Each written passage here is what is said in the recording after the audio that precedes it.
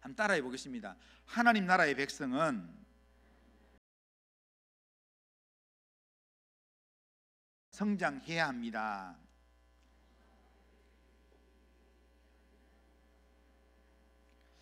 자, 우리 자신과 교회를 지키기 위해서 진리 안에서 성장해야 된다라는 내용으로 오늘 말씀을 한번 생각해 보겠습니다. 오늘 우리가 읽은 이 본문의 유다서는 예수님의 동생이었던 초대교회 지도자 유다가 부르심을 받은 성도들에게 편지한 내용입니다.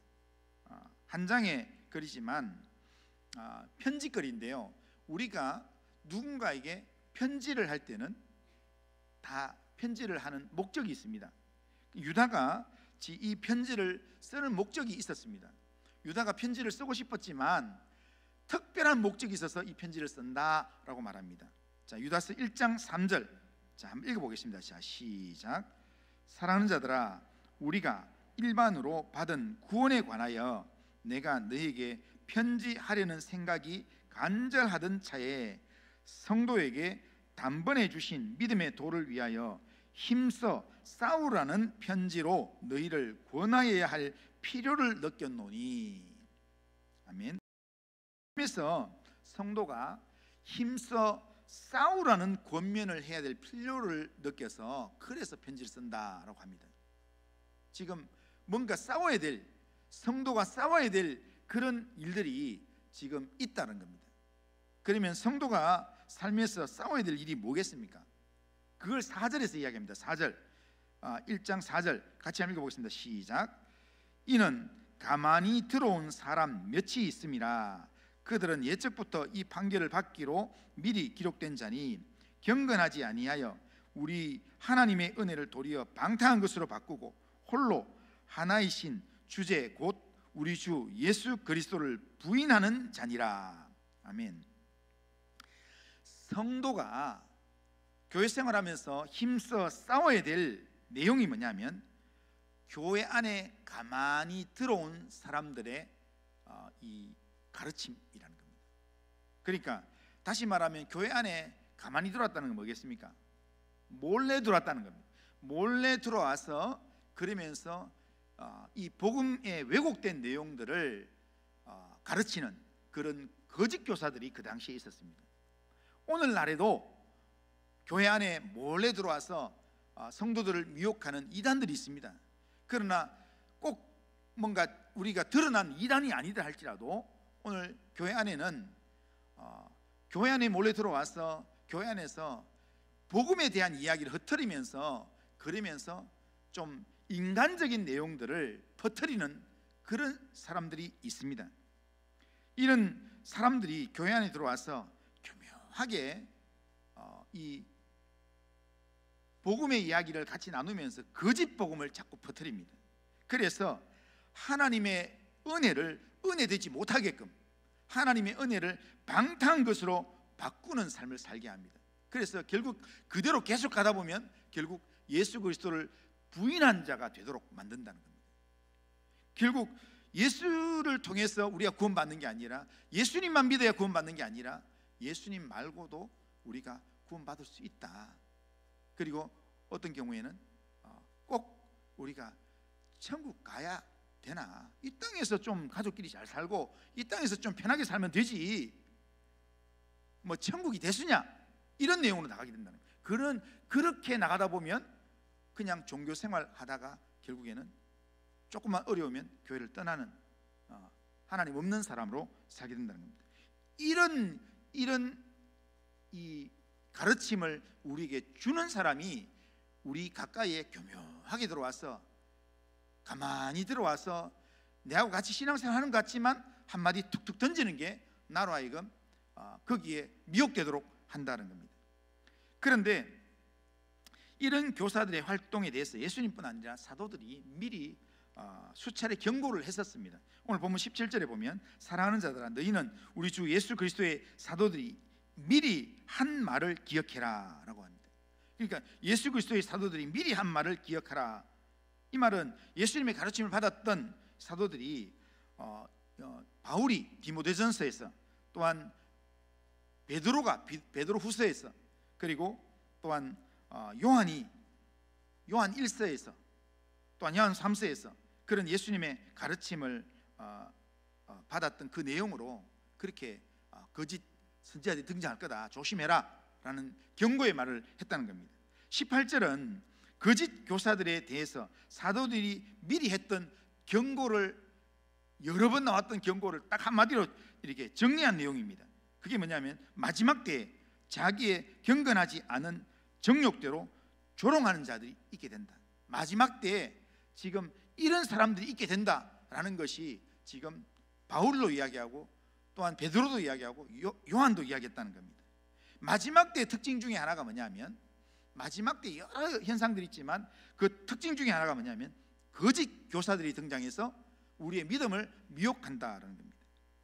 거짓 교사들이 마지막 때에 더욱 활발하게 납니다. 그러니까 초대교회 때만 거짓 교사들이 있는 게 아니라 지금도 끊임없이 우리 주변에는요, 우리로 하여금 믿음의 삶을 살지 못하도록, 그리고 또한 교회에서 목사님 말씀 잘 안 들어도 괜찮다, 뭐 그 교회만 가면 되는 거지, 교회 너무 열심히 안 해도 괜찮다, 그냥 지금 뭐 애를 키우고 하는 이런 시기에는 가정이 중요한 거지, 애들과 많이 보내는 시간이 중요한 거지, 예배가 그렇게 중요하냐, 이런 마음으로 우리의 마음을 유혹한다는 겁니다.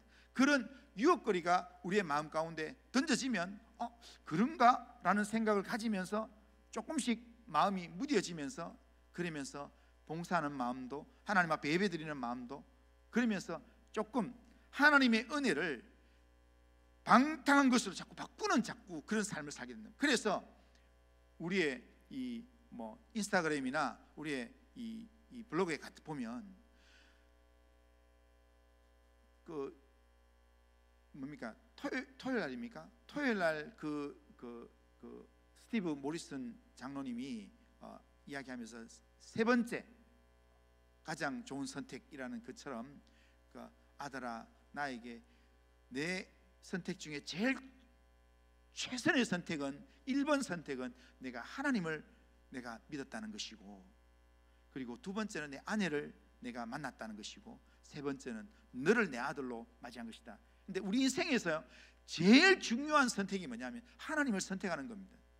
하나님이 최고인데 하나님을 선택하지 않고 다른 걸 선택하면 결국에는 다 의미 없는 게 되는데, 그런데 오늘 우리의 삶 가운데서 자꾸 이 하나님의 은혜를 방탕한 것으로 바꾸면서 자꾸 하나님보다는 다른 것을 선택할 수 있도록 그렇게 우리의 눈을 돌리고 우리의 마음을 빼앗는다는 겁니다. 그러면서도, 그렇게 살면서도 나는 잘 살고 있다, 아무 문제가 없다, 이런 생각을 한다는 겁니다. 그러면서 인스타그램에 보면, 그러면 본인의 블로그 안에 그 올라가는 내용들은 내가 경건 생활하는 내용이라든지 내가 하나님께 가까이 가면서 하나님 앞에 묵상했던 내용은 하나도 없습니다. 오히려 어디 좋은 데 갔던 거, 맛집 갔던 거, 또 좋은 데 놀러 갔던 거, 그런 것들만 가득 채워 있습니다. 저 집 이야기하면 저 조카가요, 굉장히 말씀을 사모하고 은혜를 사모하는 그런 친구였는데, 그래서 저를 잘 따랐습니다. 그런데 이 신랑감을 선보고 난 다음에 신랑감이 처음에는 마음에 안 들었는데, 그런데 그 집이 그 사돈 집이 내 조카를 며느리를 얻기 위해서요, 두 번째 만나는 날 선물을 이렇게 차키를 주는 거예요. 그리고 그 다음 만날 때마다 뭐 명품 백을 주고 뭐 이렇게 하니까, 그러니까 바로 얼마 후에 결혼을 했어요.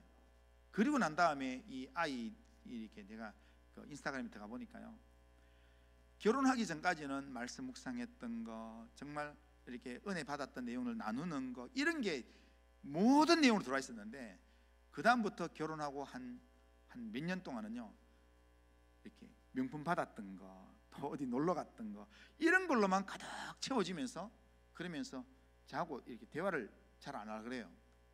그러니까 저한테 너무 미안하다고. 그리고 몇 년이 지나고 애를 둘을 키우고 난 다음에, 지금 애를 둘 키우면서 지나는데, 그리고 어느 날 저하고 개인적으로 딱 만날 때 그러더라고요. 이렇게 솔직히 삼촌 만나는 게 좀 부담됐다. 내 이렇게 세상을 바라보는 눈이 좀 많이 달라져 가지고, 그래서 세상만 바라보고 땅만 바라보고 사는 것 같아서 삼촌 보기가 너무 미안하기도 하고 그랬다 이러더라고요. 그래서 제가 내 보기 미안했어야 되는 게 아니라 네 속에 있는 주님 보기에 안타까운 마음이 있어야 네가 살아날 수 있다. 그랬더니 그 애가 지금 하여튼 시댁교회 가서 참 열심히 섬기고 있어요. 참 열심히 섬기면서 지금은 영적인 몸부림을 치면서 그렇게 또 남편도 또 일꾼으로 세우고 그렇게 살고 있습니다.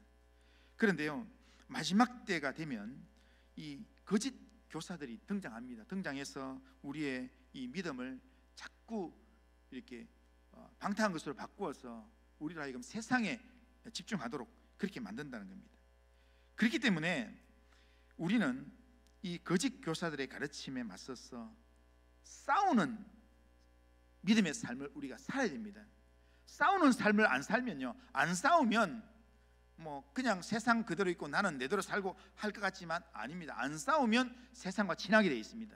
그렇기 때문에 우리는 거짓 교사들의 가르침과 힘써 싸우기 위해서 우리는 뭐 해야 되냐면은 시간이 가면 갈수록 매일매일 진리 안에서 성장을 해야 합니다.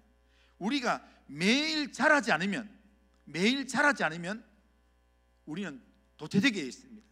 그러니까 어린아이가 이렇게 나이가 들면 들수록 자라가야, 그래야 거기에 맞게끔 적응하면서 거기에 맞게끔 반응을 하면서 살아갈 수 있는데, 아이가 이렇게 지금 초등학교 들어갈 나이인데 아직 여전히 유치원 모습으로 자라지 않고, 중학교, 대학교 들어갈 나이인데 아직도 여전히 초등학교 모습으로 있다면 싸움을 할 수가 없습니다.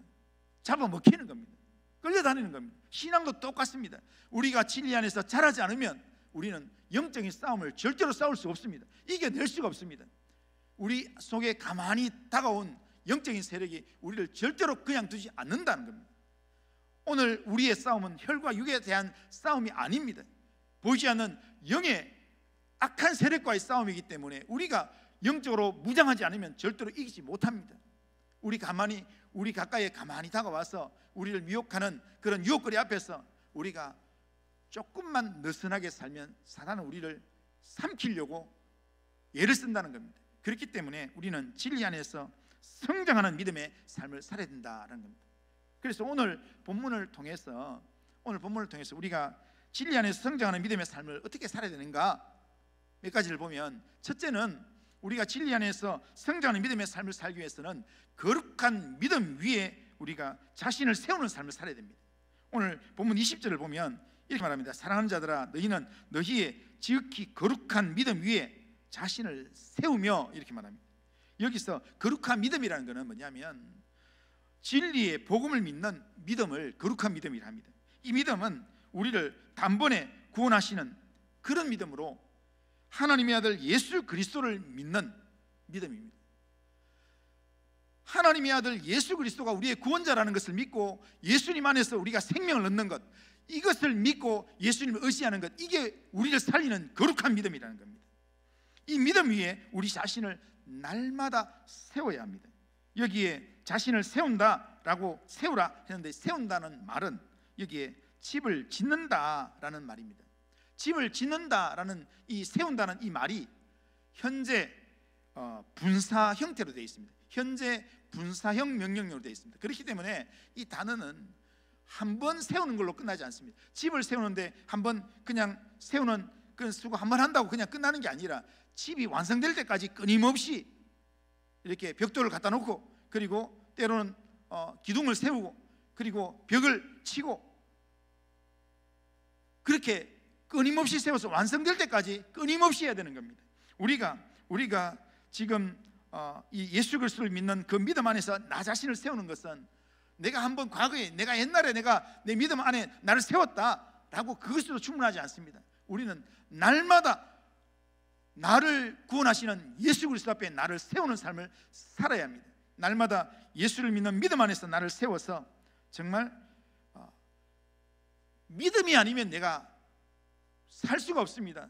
예수를 믿는 믿음 안에서 내가 세워질 수 있습니다. 이 믿음으로 날마다 고백하고 예수를 의지해야 된다는 겁니다. 우리 안에 가만히 들어온 거짓 선자들은 우리의 믿음을 방해하려고 무너뜨리려는 그런 목적으로 거짓된 가르침으로 우리에게 다가옵니다. 그 거짓된 가르침이 우리에게 다가오면 우리의 믿음을 자꾸 무너뜨리려고 합니다. 의심나게 만듭니다. 우리의 믿음이 약해지게 만듭니다. 그래서 우리의 믿음에서 떠나게 만듭니다. 한번 구원받으면 그 이후에도 어떻게 살아도 상관없다, 괜찮다, 이런 마음을 주기도 합니다. 그리고 뭐 보이지도 않는 저 땅이 뭐 그리 중요하냐, 지금 이 땅에서 우리가 얼마나 행복하게 편안하게 사는가, 그게 더 중요한 게 아니라 이 땅에서 못 살면서 천국 가서 무슨 의미가 있나, 그런 의미로 우리를 유혹하기도 합니다. 그러나 사탄의 이런 유혹들, 거짓 가만히 들어온 사람들의 유혹에 넘어가서 우리가 반응하기 시작하면 하나님의 은혜를 방탕한 것으로 바꾸면서 믿음에서 떠나는 삶을 살게 된다는 겁니다. 우리는 죄와 허물로 죽었던 자들이기 때문에 날마다 우리를 구원하시는, 우리의 삶을 믿음으로 인도하시는 예수님이 필요한 사람들입니다. 예수님은 한 번만 필요한 게 아니라 날마다 필요합니다. 그렇기 때문에 나를 붙들어 주시는 예수님 앞에 날마다 나를 세워서 날마다 주님께로 달려가야 합니다. 우리에게 중요한 거는요, 믿음이 있느냐 이겁니다.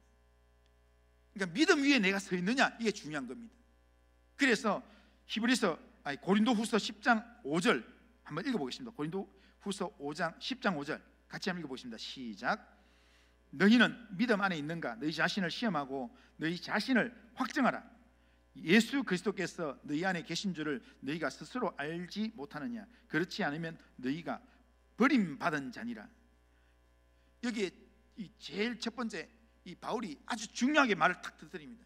너희 안에 믿음이 있는가? 너희 자신을 시험하고 너희 자신을 확증해라 라고 이야기합니다. 왜냐하면 너희 안에 예수가 없으면 구원 못 받은 사람이다 라고 이야기하는 겁니다. 그렇기 때문에 우리는 날마다, 지금 고린도 사람들은 지금 이미 고린도전서를 이미 바울이 하나님의 교회라고 그렇게 칭찬했던 사람들이고 이미 고린도전서를 받았던 사람들입니다. 고린도전서 편지를 받고 도전을 받았던 사람들입니다. 이미 신앙생활을 하고 있는 이 사람들에게 바울이 이야기하면서 너희는 믿음 안에 있는가? 너희 자신을 시험해라, 확증해라 라고 이야기합니다. 우리에게 중요한 것은 우리에게 진짜 믿음이 있는가? 내가 믿음 위에 서 있는가? 그것을 우리가 날마다 점검해야 합니다. 우리가 믿음이 있어서 믿음 위에 날마다 나를 굳게 세워 있으면 거짓 교사들의 유혹이 아무리 교묘하게 우리에게 다가온다 할지라도, 거짓 교사들이 우리에게 유혹한다 할지라도 그 유혹을 분별해낼 수 있습니다. 그리고 그 유혹을 이겨낼 수 있습니다. 우리는 그들과 영적 싸움에서 넉넉하게 이겨낼 수 있습니다. 우리 구원자 예수 그리스도를 믿는 믿음 위에 우리 자신을 날마다 굳게 세울 수 있는 성도님들 다 되시기를 주님의 이름으로 축원합니다. 거룩한 믿음이 우리 자신을 세우는 게 우리가 진리 안에서 우리가 성장하는 방법인데요, 또 한 방법은 뭐냐면, 두 번째 방법은 진리 안에서 영적으로 성장하기 위해서 우리는 믿음 위에 우리가 우리 자신을 세우는 것과 함께 믿음 위에 우리를 세우고 나서 우리가 뭘 해야 되는가? 성령으로 기도해야 합니다. 20절을 보면 사랑하는 자들아 너희는 너희의 지극히 거룩한 믿음 위에 자신을 세우며, 그 다음 뭐라고 했습니까? 성령으로 기도하며, 이렇게 말합니다. 우리 영적 성장과 영적 싸움을 위해서 가장 중요한 게 뭐냐면 믿음 위에, 거룩한 믿음 위에 자신을 세우면서 성령으로 기도하는 겁니다. 믿음 위에 서서 그 믿음 위에 서 있는 삶을 유지하려고 하면 우리가 성령으로 기도하지 않으면 유지할 수가 없습니다. 우리의 노력이나 능력으로는 우리가 영적으로 무장이 되지 않습니다. 성령을 의지하고 성령으로 기도해야만 우리가 영적으로 무장이 되고 우리가 또한 믿음 위에 굳게 서 있을 수 있습니다. 그러면 우리가 믿고 의지해야 될 성령은 어떤 분입니까? 성령은 우리를 위해서 어떤 일을 하시는가? 자, 요한복음 14장 26절 같이 한번 읽어보겠습니다. 자, 시작. 보혜사 곧 아버지께서 내 이름으로 보내실 성령, 그가 너희에게 모든 것을 가르치고 내가 너희에게 말한 모든 것을 생각나게 하시리라. 아멘. 성령이 우리를 가르치고 성령이 예수님의 모든 말씀을 생각나게 하신다라고 말합니다. 그래서 우리가 성령을 의지해야 되는 겁니다. 그 다음에 로마서 8장 26절 또 한번 읽어보겠습니다. 같이 시작. 이와 같이 성령도 우리의 연약함을 도우시나니 우리는 마땅히 기도할 바를 알지 못하나 오직 성령이 말할 수 없는 단식으로 우리를 위하여 친히 간구하시느니라. 아멘. 자, 이처럼 성령은 우리도 예수님 바라보게 만드는데, 우리가 예수님 바라볼 수 있는 힘이 없어서 기도하지 못할 때, 그때 말할 수 없는 단식으로 우리를 위해서 기도하시면서 궁극적으로 우리를 영적으로 도우셔서 우리로 하여금 주님을 의지하게 만든다는 겁니다. 하나님께로 가까이 하게 만든다는 겁니다. 그렇기 때문에 우리는 날마다 성령으로 기도하는 삶을 살아야 합니다. 거짓 교사들을 소개하면서 19절에 이렇게 합니다. 이 사람들은 분열을 일으키는 자며 육신에 속한 자며 성령이 없는 자라. 이렇게 거짓 교사들을 세 특징으로 이야기하는데, 거짓 교사들은 결국에는 뭐냐면은 분열을 일으키는 겁니다. 왜 그렇게 분열을 일으키는가? 육에 속한 자이기 때문에, 그리고 반대로 이야기하면 성령이 그 안에 없는 사람이기 때문에. 성령이 없는 사람이 우리에게 다가와서 육에 속한 말을 하면서 이 땅을 바라보게 만들면서, 그러면서 분열을 일으키는 그런 말로 우리에게 다가온다면, 우리가 이 성령이 없는 자와 싸워서 이기기 위해서는요, 뭘로 이길 수 있는가? 성령으로 기도하면 이길 수 있습니다. 성령으로 충만하면, 우리가 믿음 위에 굳게 서서 성령으로 기도하면서 나가면 우리는 우리에게 다가오는 모든 영적인 세력을 넉넉하게 이겨낼 줄로 믿습니다. 우리는 기도한다는 단어도, 뒤에 나오는 단어도 다 이게 현재 분사형으로 되어 있습니다. 그렇기 때문에 한 번만 기도하는 게 아니라 우리는 지금이라는 시간에 지속적으로 성령으로 기도하는 삶을 살아야 합니다. 우리는 매 순간 거룩한 믿음 위에 자신을 깨우면서 날마다 성령으로 기도하는 삶을 살아야 합니다. 성령으로 날마다 기도하는 삶을 살 때, 우리가 성령 충만한 삶이 되면 우리가 진리 안에서 성장하게 되는 겁니다. 그러면 이 거짓 교사들의 가르침을 분별하면서 넉넉하게 이겨낼 줄로 믿습니다. 자, 세 번째로 진리 안에서 성장하는 삶을 살기 위해서는 하나님의 사랑 안에서 자기를 지키는 삶을 살아야 합니다. 성경 곳곳에서는 마지막 때 엄청난 미혹이 있다는 것을 우리에게 경고하고 있습니다. 그렇기 때문에 마지막 때 많은 미혹이 있기 때문에 그 미혹에 넘어지지 않기 위해서는 우리 자신을 지켜야 되는데, 우리 자신을 이 미혹으로부터 지킬 수 있는 가장 좋은 비결이 뭐냐면, 우리가 하나님의 사랑 안에 머물러 있는 겁니다. 하나님 안에 머물러 있는데, 나를 사랑하신다고 하는 그 하나님의 사랑 안에 우리가 머물고 있으면 우리가 이 사단의 모든 미혹들, 우리를 넘어뜨리려고 하는 모든 미혹들을 우리가 이겨낼 수 있습니다. 로마서 8장 35절에 보면 이런 말씀이 있습니다. 누가 우리를 그리스도의 사랑에서 끊으리요? 환난이나 공고나 박해나 기근이나 적신이나 위험이나 칼이랴, 이렇게 합니다. 그러면서 이 말씀은 어떤 말이냐면, 이런 환난이나 공고나 박해나 기근에 어떤 것도 우리를 그리스도의 사랑에서 끊을 수 없다는 이야기를 합니다. 그래서 거기에 로마서 8장 38절 39절에 보면, 내가 확신하노니 사망이나 생명이나 천사들이나 권세자들이나 현재일이나 장래일이나 능력이나 깊음이나 높음이나 깊음이나 다른 어떤 피조물이라도 우리를 우리 주 그리스도 예수 안에 있는 하나님의 사랑에서 끊을 수 없으리라, 이렇게 합니다. 아무도 우리를 끊어내지 못한다는 겁니다. 공격을 못한다는 겁니다. 하나님께서 우리를 붙들어 주신다는 겁니다. 그렇기 때문에 우리는 매 순간 우리를 사랑하시는 하나님의 사랑 안에서 나를 지키는 삶을 살아야 합니다. 내가 하나님 사랑 안에 머무는 그런 삶을 열심히 살아야 합니다. 우리가 마지막 때 하나님의 사랑 안에 우리가 지속적으로 머물기 위해서는요, 하나님의 사랑 안에 머물기 위해서는요, 하나님의 사랑을 늘 묵상해야 합니다.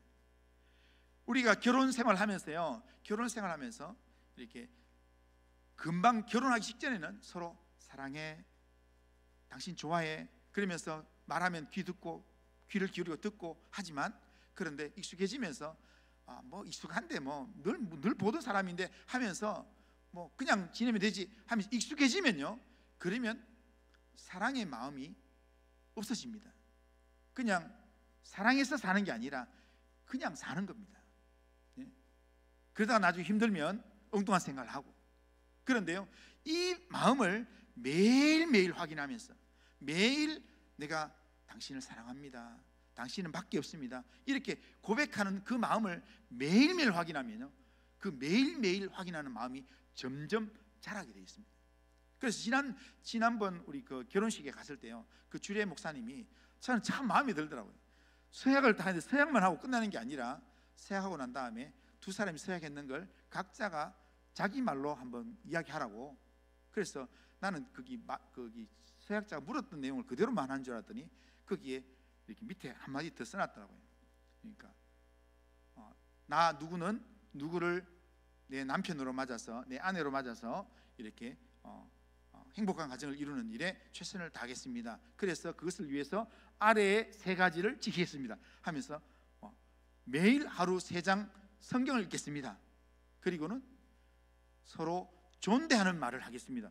그런 걸 거기서 직접 하게 하는 겁니다. 그런데 그렇게 하다 보니까 그걸 매일, 그 약속을 지키면요, 매일 하게 되면요, 그 두 사람의 사랑이 식어질 수가 없습니다.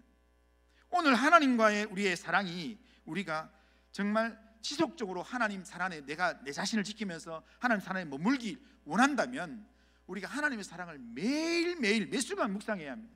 매 순간 내가 하나님의 사랑 안에 나 자신을 세워야 합니다. 그렇게 하기 위해서 우리는 하나님의 말씀을 묵상하고, 하나님께서 나를 얼마나 사랑하는지를 말씀을 통해서 나를 묵상하고, 하나님께서 내 길을 어떻게 인도하시는지를 말씀을 통해서 또한 발견하고, 그러면서 하나님 앞에 기도로 나아가고, 하나님 의지하는 믿음으로 말씀과 기도로 나아가는 겁니다. 믿음의 사람 다윗이 평생에 하나님 의지하면서 그렇게 살았던 이유가 뭐겠습니까? 믿음의 사람 다니엘이 바벨론 포로 생활 속에서도 죽을 때까지 믿음을 지키지 않았던 이유가 뭐겠습니까? 매일 시간을 정해놓고 하나님 앞에 기도하면서 하나님의 사랑을 묵상하면서 하나님의 은혜 안에 날마다 나아가기 때문에 그렇게 된 줄로 믿습니다. 우리가 매일 말씀을 묵상하고 매일 기도의 삶을 통해서 주님과 친밀한 교제를 나누는, 그래서 하나님의 사랑 안에서 자라가는 성도님들 다 되시기를 주님의 이름으로 축원합니다.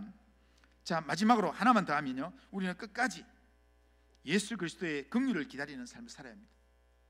21절 보면 하나님의 사랑 안에서 자신을 지키며 영생에 이르도록 우리 주 예수 그리스도의 긍휼을 기다리라, 그렇게 말합니다. 우리가 예수 그리스도의 긍휼을 기다려야 되는 이유가 뭐냐면, 그리스도의 긍휼이 아니면 우리가 끝까지 믿음의 삶을 살 수가 없기 때문입니다. 그리스도의 긍휼이 아니면 우리가 자라갈 수 없기 때문입니다. 우리의 믿음이 승리하게 되는 것은 바로 예수 그리스도입니다. 예수 그리스도를 믿는 그 믿음입니다. 예수 그리스도를 믿는 믿음으로 영적 무장하고, 주를 믿는 믿음, 거룩한 믿음 위에 우리 자신을 세우고 성령으로 기도하고, 그렇게 하나님의 사랑 안에서 나를 지키는 삶을 산다 할지라도 주님의 긍휼하심이 없으면 우리가 끝까지 가지 못합니다. 그러기에 영생에 이르도록, 이 말은 주님 앞에 서는 그날까지 우리가 주님의 긍휼을 기다리면서, 주님의 긍휼을 기다리는 게 뭐겠습니까? 주님을 사모하는 겁니다. 주님을 사모하면서, 그러면서 하나님 앞에서 거룩한 믿음 위에 나를 세우고, 그리고 성령으로 기도하고 하나님의 사랑 안에 나를 지키려고 영적 몸부림치는 그런 믿음의 삶을 살면 하나님께서 우리의 삶을 진리 안에서 힘있는 그리스도인으로 성장시켜 주실 줄로 믿습니다. 그런 믿음의 삶을 결단하고 믿음으로 자라는 성도님들 다 되시기를 주님의 이름으로 축원합니다. 자, 따라하겠습니다. 하나님 나라의 백성은 자신과 교회를 지키기 위해 진리 안에서 성장해야 합니다.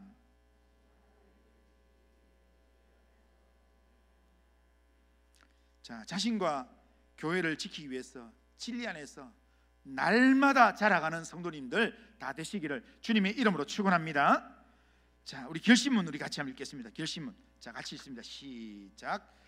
전능하신 하나님, 우리의 믿음을 미혹하기 위해 다가온 자들을 대적하여 그들과 힘써 싸우기 위하여 예수님을 믿는 믿음 위에서 날마다 나 자신을 세우는 삶을 살아가겠습니다. 날마다 성령으로 기도하는 삶을 살아가겠습니다. 하나님의 사랑 안에서 나 자신을 지키며 끝까지 예수님의 긍휼을 기다리며 다시 오실 주님을 사모하며 기다리는 자로 살아가게 하옵소서. 아멘. 자, 이런 결심과 기도 제목으로 하나님 앞에 살아가기를 주님의 이름으로 축원합니다. 자, 기도합니다. 거룩하신 하나님 아버지, 오늘도 예배를 통해서 말씀을 듣게 하신 하나님 아버지 감사합니다. 우리를 하나님의 사랑을 받는 사람으로 세우셨는데 하나님의 은혜를 방탕한 것으로 바꾸기 위해서 우리를 유혹하는 세력이 가만히 우리 가까이에 와서 우리의 귀에 유혹의 말들로 속삭입니다. 하나님, 그런 거짓 교사들의 가르침을 분별할 수 있는 영적인 분별력을 우리에게 주시고 그들과 싸워서 이기기 위해서 진리 안에서 날마다 성장하는 믿음의 삶을 살 수 있도록 인도하여 주시옵길 원합니다. 하나님, 그 삶을 위해서 하나님 아버지 거룩한 믿음 위에 날마다 우리 자신을 세우는 삶을 살게 하시고 성령으로 기도하는 삶을 살게 하시고 하나님의 사랑 안에서 나를 지키면서 하나님 주님 앞에 서는 날까지 주님의 긍휼을 사모하며 주님의 긍휼을 기다리는 믿음의 삶을 살 수 있도록 인도하여 주시옵길 원합니다. 하나님, 우리 성도들 한 사람 한 사람 붙들어 주시고 하나님, 우리의 가정이 믿음의 가정이 되며 주님의 마음을 시원하게 하는 믿음의 사람으로 든든하게 서도록 인도하여 주옵소서. 예수님의 이름으로 기도드리옵나이다. 아멘.